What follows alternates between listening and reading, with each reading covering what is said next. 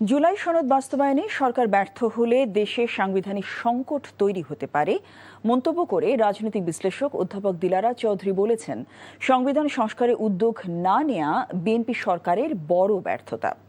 জাতীয় প্রেস ক্লাবে সুশাসনের জন্য নাগরিক সুজন আয়োজিত সেমিনারে এসব কথা বলেন তিনি। সুজন সম্পাদক বদিউল আলম মজুমদার বলেন, গণভোটে জুলাই সনদ পাশ হওয়ার পর নোট অফ ডিসেন্টের কোনো মূল্য নেই। নাজিবুর রহমানের রিপোর্ট। বিএনপি সরকারের 4 মাসের শাসনামল কেমন ছিল সে বিষয়ে সেমিনার আয়োজন করে সুজন। এতে রাজনৈতিক বিশ্লেষকদের পাশাপাশি অংশ নেন সরকারি ও বেসরকারি বিশ্ববিদ্যালয়ের শিক্ষক, অর্থনীতিবিদ সহ অনেকে। সরকারের নানা উদ্যোগের সমালোচনা করেন বক্তারা।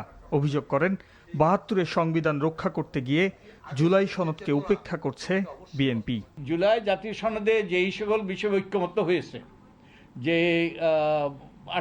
84টা বিষয়ে, সেগুলো কিন্তু ওই রকম majority, super majority, two third majority এবং বড় দলগুলোর অধিকাংশ দল যেগুলোতে একমত হয়েছে সেগুলোই ঐক্যমত্য। তাই ওখানে কে নোট অফ ডিসেন্ট দিল, কে দ্বিমত করলো, ওটা অপ্রাসঙ্গিক। ওটা ওই জুলাই সনদে লেখা থাকলে ওটা প্রাসঙ্গিক নয়। জনগণ যাদের মতামত দেয় এটাই শেষ কথা। ওটাতে দ্বিমত করার কিংবা ওটা নিয়ে গড়িমসি করার কোনো সুযোগ নেই।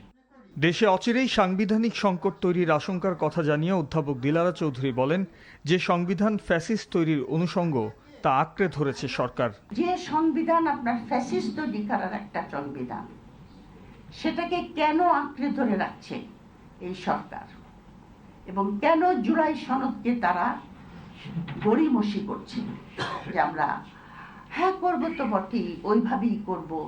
তাদের যে ৩১ দফার প্রথম দফায় তো সংবিধান সংস্কারের কথা আছে।